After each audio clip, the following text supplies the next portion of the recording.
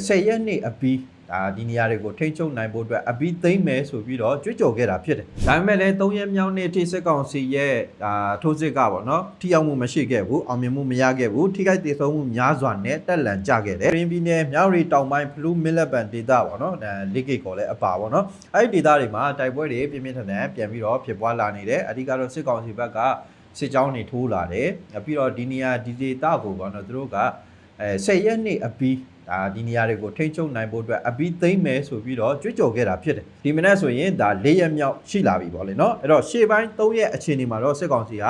တော်တော်လေးအထိနာပါတယ်ဒါအလောင်းတွေကောက်ဖို့တောင်မှအချိန်ပေးရတယ်ဆိုတဲ့ဟာပေါ့နော်ထန်းစင်လေးနဲ့ပြန်ပြီးတော့ထန်းထုတ်သွားရတယ်ဆိုတဲ့ဟာတွေကတကယ်အဖြစ်မှန်ဖြစ်ပါတယ်အဲ့တော့အလောင်းကောက်ဖို့တောင်အချိန်ပေးရတဲ့စစ်ကောင်စီဘာကြောင့်မလို့ဒီလိုတွေဖြစ်သွားတာလဲပေါ့နော်အဲ့တော့တော်လိုင်းတပ်ဖွဲ့တွေပြောသလိုပါပဲများလာတော့များပြစ်လို့ရတာပေါ့များသေးတာပေါ့ဆိုပြီးတော့ပြောတဲ့စကားပေါ့နော်အဲ့ဒါကအမှန်ပဲဖြစ်နေတယ်အဲ့တော့ထိုးတွေစလုပ်တယ်အင်အားကလည်းအများအပြားဖိတုံးတယ်လက်နက်ကြီးပြစ်ကူပေးတာဆိုရင်လည်းနေရာစုံကနေပေးနေတယ်လို့ပဲပေါ့နော်ဒါ KK Park လိုနေရာမျိုးတွေပြီးရင်205လိုနေရာမျိုးတွေလက်ခတ်တောင်လိုနေရာမျိုးတွေဒီနေရာတွေကနေပြီးတော့အမြောက်လက်နက်ကြီးအထိုင်ချပြီးတော့ပေါ့နော်အတွဲလိုက် drone တွေကအစားဒါပြစ်ခတ်တိုက်ခိုက်နေတာဖြစ်ပါတယ်အဲ့တော့လေကြောင်းတိုက်ခိုက်မှုကလည်းတစ်နေ့ရောအနည်းဆုံးမလောက်ဆိုရင် fighter 4ချိန်လောက်ထိ5ချိန်လောက်ထိနာပြီးတော့ပြစ်ကူပေးနေရတဲ့အနေထားပေါ့နော်ဒါပေမဲ့လည်း3ရက်မြောက်နေ့ထိစစ်ကောင်စီရဲ့ထိုးစစ်ကပေါ့နော်ထိရောက်မှုမရှိခဲ့ဘူးအောင်မြင်မှုမရခဲ့ဘူးထိခိုက်ဒေဆုံးမှုများစွာနဲ့တက်လန်ကျခဲ့တယ်တကယ်တော့စစ်ကောင်စီကအပီးပြင်းပွဲသိမ်းမှုအတွက်ဆိုပြီးတော့ကိုလှုပ်လာတာဖြစ်ပါတယ်ထိုးစစ်မစတင်ခင်အဓိကနေရာတွေတော်တော်များများမှာဒါလက်နက်ကြီးအထိုင်ချတာမျိုးတွေသူတို့လှုပ်တယ်ခေရန်ဖြစ်တင်းတာတွေလှုပ်တယ်စစ်အင်အားကိုလည်းရနိုင်သမျှများပေါ့နော်ဖြစ်တင်းတာမျိုးတွေရှိတယ်စစ်ကောင်စီတပ်တွေအပြင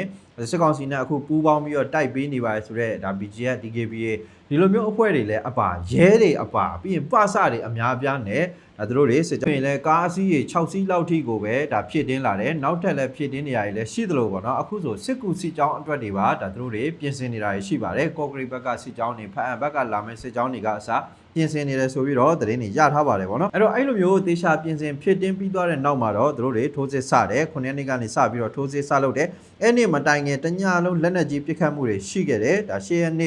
ရက်နေ့ကတော့သူတို့အတွက်တိုက်ပွဲမှာတော်တော်လေးအထိနာတဲ့နေ့ဖြစ်သွားတယ်ထိခိုက်ဒေဆုံးမှုများပြားပြီးတော့တက်လန်ကျသွားတယ်ပေါ့နော်စစ်ကောင်စီဘက်ကတော်တော်လေးတည်တယ်အလောင်းတွေရဲ့ပြီးရင်ဒဏ်ရာရတဲ့ကောင်တွေရဲ့ကိုတည်လာတာဆိုရင်တော်တော်လေးများတယ်ဆိုပြီးတော့သိရတယ်ပေါ့နော်ပြီးရင်ဖအံကိုပို့တာရှိတယ်မြောက်ရီကိုပို့တာရှိတယ်ဒီကောင်တွေတည်တဲ့သူတွေဒဏ်ရာရတဲ့သူတွေကိုပေါ့နော်အဲ့လိုမျိုးတွေတောင်မှရှိတယ်ဆိုပြီးတော့မျက်မြင်တွေ့ရှိတဲ့သူတွေကပြောကြတယ်အဲ့တော့တိုက်ပွဲအတွင်းမှာစစ်ကောင်စီဘက်ကအရာရှိအပါဝင်40ကျော်လောက်တည်ဆုံးပြီးတော့50ကျော်လောက်ထိခိုက်ဒဏ်ရာရတယ်ဆိုပြီးတော့သတင်းတွေမှာဖော်ပြထားတာတွေ့ရပါလိမ့်မယ်ဆိုတော့ဒီဖြစ်စဉ်မှာတော်တော်လေးစစ်ကောင်စီကအင်အားပြုံးတီးသွားတယ်ပြောရမှာဖြစ်ပါတယ်ပထမအချိန်မှာတင်အခုလိုမျိုးအများအပြားထိခိုက်ဒဏ်ရာရတဲ့ဟာတွေပေါ့နော်တည်ဆုံးတဲ့ဟာတွေကတော့စစ်ကောင်စီအတွက်အခြေအနေမလှဘူးလို့ပြောရမှာဖြစ်တယ်ပြီးရင်ပေါ့နော်စိတ်သက်ပိုင်းဆိုင်ရာရတယ်ထိခိုက်နိုင်ခြေရှိတယ်ပေါ့နော်ဒါပြင်စစ်ကောင်စီကပေါ့နော်အခုလက်ရှိထိုးစစ်ဆင်နေပါရဆိုတဲ့ဒီဘလူးမစ်လက်ပံဒေသကို10ရက်နေ့အပြီးမှာသူကတိုက်ခိုက်သိမ်းပိုက်မယ်ဆိုပြီးတော့ကြွေးကြော်ထားတာဖြစ်ပါတယ်အဲ့တော့10ရက်နေ့မတိုင်ခင်မှာပဲအခုဆိုရင်တော်တော်လေးအထိနာနေတယ်ဒါပေမဲ့သူတို့ဆက်လုံမှာပဲပေါ့နော်ဒီနေရာကို10ရက်နေ့ကြော်သွားတယ်ဆိုရင်တော့မှပဲမရမချင်းဆက်ပြီးတော့ထိုးစစ်တွေလုပ်နေမယ်အင်အားတွေဖြစ်တင်းနေမယ်လက်နက်ကြီးတွေတောက်လျှောက်ပစ်ခတ်နေမယ်လို့လည်းဒါယူဆရပါတယ်ဒါကြောင့်မလို့ဒါဟာရက်ရှည်တိုက်ပွဲတစ်ခုပုံစံမျိုးပြောင်းလဲသွားမလားဆိုတဲ့ဟာကိုစောင့်ကြည့်ရမှာပါပြီးတော့ဒီရှေ့ပိုင်းမှာလည်းအောင်စရာဆိုတဲ့စစ်စင်ရေးဆိုလဲဒီလိုပုံစံမျိုးပဲပေါ့နော်အောင်စရာစစ်စင်ရေးကိုဘယ်နေ့ပဲရက်အပြီးပေါ့နော်မြောက်တွေကိုအရောက်သွားမယ်ဆိုပြီးတော့ကြွေးကြော်ခဲ့တာရှိတယ်အဲ့လိုကြွေးကြော်ပြီးတော့တက်လာတဲ့အချိန်မှာလည်းတော်လိုင်းအင်အားစုတွေရဲ့ခုခံတိုက်ခိုက်မှုတွေကြောင့်မလို့တနစ်ကျော်လောက်အကြာအထိဒါအောင်စရာစစ်ကြောင်းကအကြဆုံးများစွာနဲ့ပေါ့နော်ဒါရက်တက်နေကြတာပေါ့နော်အင်အားဘလောက်ပဲသုံးရပါစေထားလိုက်တော့အင်အား1000သုံးမယ်အဲ့ထဲက3ယောက်လောက်ဒါသူတို့ရဲ့စေးရှိမှန်းချက်နေရရောက်သွားရင်လည်းရတယ်ဒါသူတို့ကအောင်မြင်တယ်ဆိုတဲ့ပုံစံမျိုးလုပ်ချင်တာပေါ့နော်အဲ့တော့အဲ့လိုပုံစံမျိုးပဲအခုလည်းလောက်လာနိုင်ခြေရှိပါတယ်ဒါကိုကျွန်တော်တို့မျှော်လင့်ထားရမှာဖြစ်တယ်အဲ့တော့ဘလောက်ပဲတေးပါစေအင်အားတွေထပ်ဖြည့်ဖို့ကြိုးစားလိုက်မယ်လက်ရှိလဲစစ်ကူတွေထပ်ဖြည့်ဖို့လှုံ့ဆော်နေတာရှိပါတယ်အဲ့တော့စစ်ကောင်စီဘက်ကတော့ဘလောက်အချိန်ကြာလူဘလောက်ပဲတည်ပေါ့နော်ခရမ်းဘလောက်ကုန်ပြန်ဖြည့်ပြီးတော့ဆက်တိုးမဲ့သဘောမှာရှိတယ်အဲ့တော့တော်လိုင်းအင်အားစုတွေဘက်ကဒါတွေကိုထည့်တွက်စဉ်းစားရဖို့လိုပါတယ်ပေါ့နော်အဲ့တော့ရက်တရာစီမံကိန်းအပြီးမှာပေါ့နော်10ရက်နေ့ဆိုတာကတဲ့ရက်တရာစီမံကိန်းရဲ့80ရက်မြောက်နေ့ပေါ့နော်ရက်80ပြည့်တဲ့နေ့ပေါ့လေအဲ့တော့ရက်တရာစီမံကိန်းအပြီးမှာသူ့အတွက်အမျက်ထွက်တယ်ပြောစရာတစ်ခုကြံမယ်ရက်တရာစီမံကိန်းပြီးတဲ့အချိန်မှာငါတို့ဘာရလိုက်တယ်ဘယ်နေရာကိုပြန်ထိန်းချုပ်နိုင်တယ်ဆိုတဲ့ပုံစံမျိုးတို့လှုပ်ချင်တဲ့အတွက်ဒီနေရာကိုလည်းအပြင်းထန်ထိုးစစ်ဆင်လေဦးမယ်ပေါ့နော်အဲ့တော့လက်ရှိအချိန်ထိကိုပဲပေါ့နော်နေညနေပိုင်းဆိုရင်ဒါ လင်းဘုံကျတဲ့အတန်တွေရောညဘက်ဆိုရင်လည်းလက်နက်ကြီးပစ်ခတ်တဲ့အတန်တွေကလည်းညလုံးပေါက်နီးပါးကိုရှိနေတာဖြစ်ပါတယ်အဲ့တော့ဒီလိုအခြေအနေမှာစစ်ကောင်စီကတော်လိုင်းအင်အားစုတွေကိုနီလန်နောက်ထပ်တစ်မျိုးနဲ့တစ်ဖက်လက်ဖိအားပေးဖို့စူးစမ်းလာတာကိုလည်းတွေ့ရပါတယ်အဲ့ဒါကတော့စစ်ကောင်စီကဒီတိုက်ပွဲဖြစ်နေစဉ်အတော်တွင်းမှာပေါ့နော်တော်လိုင်းအင်အားစုတွေဘက်ကိုတင်မဟုတ်ဘဲနဲ့ထိုင်းဘက်အချမ်းကိုပါလက်နက်ကြီးကြားရောက်ပောက်ကွဲအောင်ပစ်ခတ်နေတာမျိုးတွေရှိပါတယ်ကြီးတွေကြားရောက်ပောက်ကွဲရရှိတယ်ရှေ့မှာလည်း drone တွေကြားရောက်ပောက်ကွဲခဲ့တာတွေရှိတယ်ကြားရောက်ပျက်စီးခဲ့တာတွေလည်းရှိတယ်ပေါ့နော်အဲ့လိုမျိုး drone ကြားရောက်ပျက်စီးတာဆိုရင်ဒါနှစ်ခါလောက်ဖြစ်ခဲ့ဘူးတယ်အဲ့တော့အဲ့လိုမျိုးဖြစ်ပြီးတိုင်းမှာပေါ့နော်ဘာတွေဆက်ဖြစ်လာလဲကျွန်တော်တို့ဒီဥစ္စာက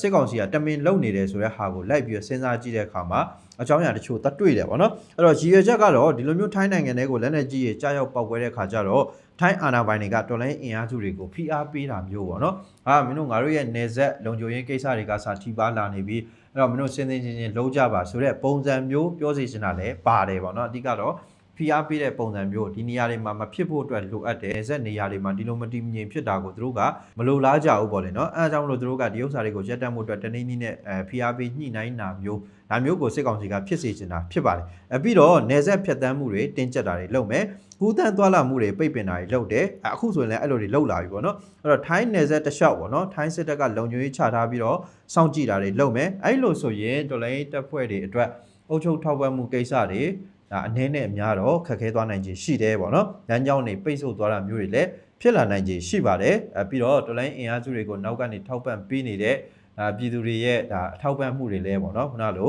ပြဝပုံစံမျိုးမဖြစ်အောင်သူတို့ကရည်ရွယ်ပြီးတော့လှုပ်ဆောင်တာဖြစ်ပါတယ်။အဲ့တော့တိုက်ပွဲကာလကြာလာပြီဆိုရင်ဒီဥစ္စာတွေကတိတာလာနိုင်ခြင်းရှိပါတယ်။ဒါတွေကိုလည်းထဲတွက်မှာဖြစ်တယ်။ပြီးတော့ကြားရောက်ပေါက်ကွဲမှုတွေကြီးကြားမှုတွေကလည်းအမှန်တကယ်ကိုဖြစ်ခဲ့တာပါ။အခုဆိုရင်ထိုင်းဘက်ကပေါ့နော်ထိုင်းနိုင်ငံပိုင်းမီဒီယာတွေမှာကအစဒီတိုက်ပွဲဖြစ်စဉ်ကြောင့်မလို့ပေါ့နော်သူတို့ဘက်ချန်ကြည်ကြပါရဆိုတဲ့ရုပ်တံတွေကအစသူတို့တွေဒါချို့ဒေသခံတွေကိုလည်းဒါဘေးလွတ်ရာကိုရွှေ့ပြောင်းပေးနေရတယ်ဆိုပြီးတော့ထိုင်းမီဒီယာတွေမှာပါဖော်ပြနေပါတယ်ဒါကတစ်ဖက်လက်နဲ့ဖိအားပေးဖို့စူးစမ်းတာဖြစ်ပါတယ်ပေါ့နော်အဲ့တော့လက်နက်ခဲယမ်းဖြစ်တင်းရင်အပိုင်းတွေရိတ်ခါဘာညာဒီလိုမျိုးအပိုင်းတွေမှာလည်းကျွန်တော်တို့ထပ်ပြီးတော့ပေါ့နော်ဒါစဉ်းစားရမယ့်အကြောင်းတွေရှိလာတယ်ပေါ့နော်ပြီးတော့ဒီလက်နက်ကြီးကြတယ်ပေါ့နော်ထားလိုက်တော့လက်နက်ကြီးကြတယ်ကြီးစံတွေကြတယ်drone တွေကြတယ်ဒီလိုမျိုးတွေကြတဲ့ချိန်မှာစစ်ကောင်စီဘက်ကပေါ့နော်တော်လိုင်းအင်အားစုတွေကိုခုနလိုပေါ့နော်လက်ညှိုးထိုးတာမျိုးတွေရှိတယ်ပြီးရင်ဒါစစ်တပ် lobby တွေစစ်တပ်ထောက်ခံတဲ့လူတွေပေါ့နော်ဟိုဘက်ရက်ကွက်ကလူတွေကအစဒီဥစ္စာကိုဒါတော်လိုင်းအင်အားစုတွေလက်ချက်ပါဆိုတဲ့ပုံစံမျိုးသူကဘယ်လိုပြောလဲဆိုတော့စစ်တပ်ကိုပေါ့နော်စစ်တပ်ကိုပြန်ပြီးတော့ဖိအားပေးဖို့အတွက်တော်လိုင်းအင်အားစုတွေကထိုင်းနိုင်ငံတွေကိုလက်နက်ကြီးတွေပစ်ထည့်တယ်ဆိုပြီးတော့ဒါသူတို့ကပြောကြတယ်ပေါ့နော်အဲ့လိုပုံစံမျိုးပြန်ပြီးတော့ပြောတာတော်တော်စားတယ်ပေါ့နော်အဲ့တော့ပြန်ပြီးတော့စဉ်းစားကြည့်မယ်ဆိုရင်တော်လိုင်းအင်အားစုတွေကထိုင်းနိုင်ငံကိုကြောပေးပြီးတော့စစ်ကောင်စီလာတဲ့ဘက်ကိုမျက်နှာမူပြီးတိုက်တာစစ်ကောင်စီကထိုင်းနိုင်ငံကိုမျက်နှာချင်းဆိုင်ပြီးတော့ပေါ့နော်ထိုင်းနိုင်ငံနဲ့ဒါသူတို့နဲ့ကြားတယ်အဲ့တော့ဘသူပြစ်တဲ့ကြီးက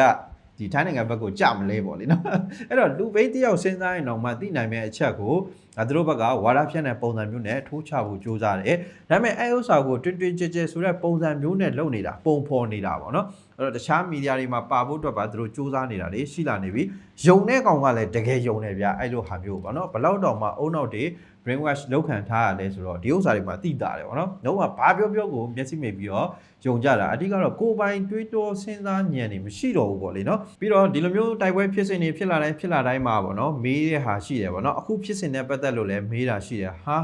စစ်ကောင်စီကပေါ့နော်အခုဆိုရင်အင်အားအလုံးချင်းလက်နက်ခဲယမ်းအပြည့်စုံပြီးတော့အင်အားဆိုလည်းအများကြီးပေါ့နော်ထောင်နဲ့ချီတယ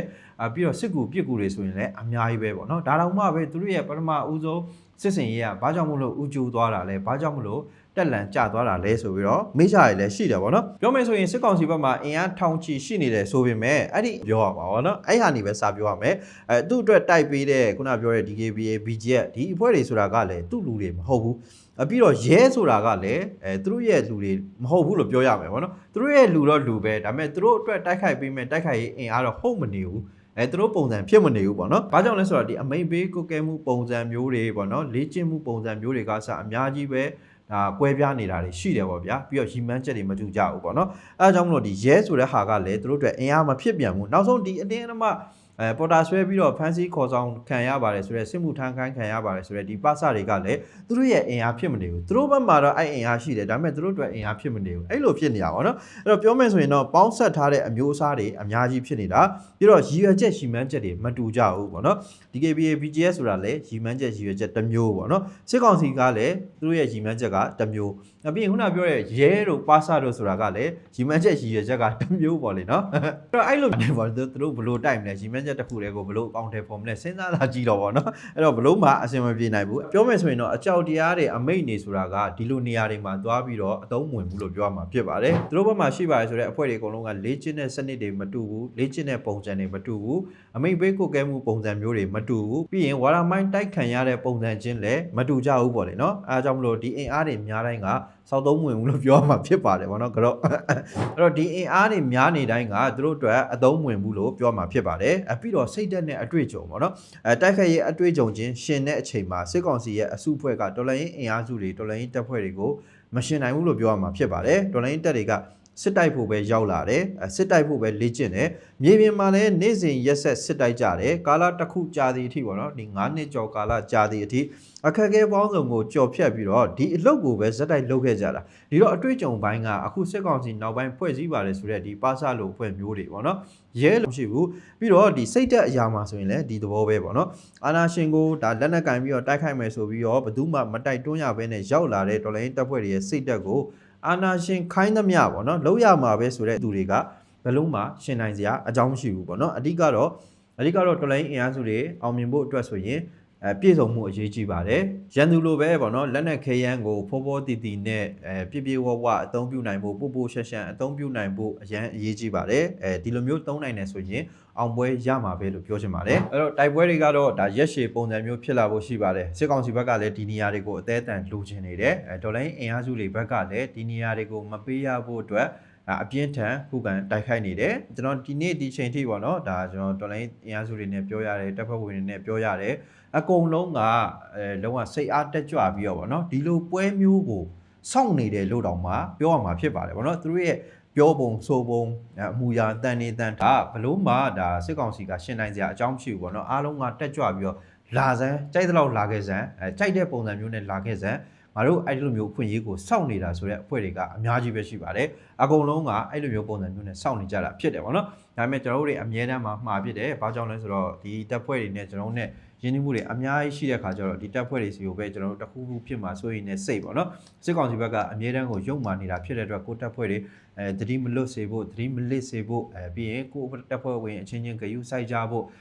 ပြီးတော့ကျွန်တော်တို့တွေထပ်ပြီးတော့ဆုံရမယ့်အခြေအနေရှိသေးတယ်ဆိုတဲ့အကြောင်းအတင်းထားပါဆိုတဲ့အကြောင်းဒေါ်လာပြည်သူတွေအနောက်မှာအများကြီးရှိပါတယ်ဆိုတဲ့အကြောင်းလေးကျွန်တော်တို့အားပေးဖြစ်ပါတယ်အဓိကအဲ့လိုမျိုးအားပေးစကားတွေကလည်းအရန်လိုအပ်ပါတယ်ဗောနော်တခုတ်တရအနေနဲ့သွားပြီးတော့အခုလိုမျိုးလေးအားပေးလိုက်ခြင်းအပြင်ကျွန်တော်တပ်ဖွဲ့တွေပေါ့နော်ရှေ့ဆက်ပြီးတိုက်ပွဲဝင်ဖို့အတွက်အခက်အခဲတွေကိုကြော်ဖြတ်ဖို့အတွက်ခွန်အားတွေတေချာပေါက်ရရှိစေမှာဖြစ်ပါတယ်နောက်တစ်ခုကကျွန်တော်တောင်းဆိုစရာလေးရှိပါတယ်အဲ့ဒါပါလဲဆိုတော့အခုလိုအခြေအနေမှာပေါ့နော်တိုက်ပွဲတွေပြန်ပြီးတော့ပြင်းထန်တတ်နိုင်တဲ့အပိုင်းတွေကုပေးကြဖို့လိုအပ်တယ်လို့ထိမ့်သိမ့်ပေးတဲ့အပိုင်းတွေလည်းထိမ့်သိမ့်ပေးရမှာရှိတယ်စောင့်စည်းပေးရမယ့်အရာတွေလည်းရှိပါတယ်ပေါ့နော်အဲ့ဒါကတော့ကျွန်တော်တို့လုံခြုံရေးနဲ့ပတ်သက်တဲ့ဒီသတင်းပိုင်းပဲဖြစ်ဖြစ်ပေါ့နော်လုံခြုံရေးနဲ့ပတ်သက်တဲ့စီးမြင်တွေပေါ့နော်လုံခြုံရေးကျိုးပေါက်စေမယ့်အကြောင်းအရာမျိုးတွေကိုကျွန်တော်တို့ပြောတာဆိုတာရေးသားတာဖော်ပြတာပေါ့နော်ဒီဥစ္စာတွေကိုသေချာစဉ်းစားချင်းချိန်ပြီးမှလှုပ်ဆောင်ကြစေချင်ပါတယ်။ဘာကြောင့်လဲဆိုတော့တပ်ဖွဲ့တွေကအသက်နဲ့ရင်းနေကြရတာဖြစ်တယ်ပေါ့နော်။အဲ့တော့စစ်ကောင်စီရဲ့အကြောင်းဆိုရင်တော့ရခ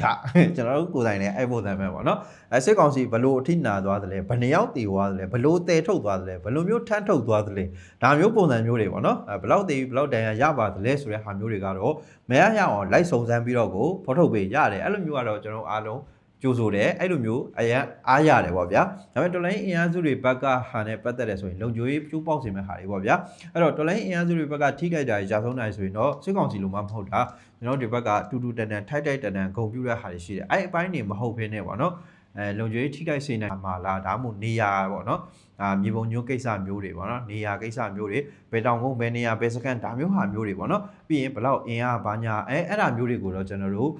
တေချာလေးစောင့်စည်းပေးကြဖို့အရေးကြီးပါတယ်ဗောနော်ဘာဖြစ်လို့လဲဆိုတော့တပ်ဖွဲ့တွေမြေပြင်မှာဒီလိုမျိုးတိုက်ပွဲဝင်နိုင်ဖို့အတွက်ဗောနော်သူတို့လေ့ကျင့်ခဲ့ရတဲ့ဟာတွေသူတို့ကြော်ဖြတ်ခဲ့ရတဲ့အခက်အခဲတွေဗောနော်သူတို့ဒီအချိန်ထိပေါ့ဗျာတောတဲ့တောင်ထဲမှာဗောနော်ဒီ9နှစ်ကျော်လောက်ထိတောတဲ့တောင်ထဲမှာနေပြီးတော့အခက်အခဲပေါင်းစုံကိုဗောနော်ပျော်စရာတွေမေ့ပြီးတော့ကျွန်တော်တို့အားလုံးလွတ်မြောက်မှုအတွက်စူးစမ်းနေတဲ့ရဲဘော်တွေကိုကျွန်တော်တို့ဒီထက်ပိုပြီးတော့တန်ဖိုးထားပေးကြဖို့လိုပါတယ်အဲ့တော့အဲ့လိုမျိုးစောင့်စည်းခြင်းအပြင်လည်းကူညီပေးကြပါလို့ဒီည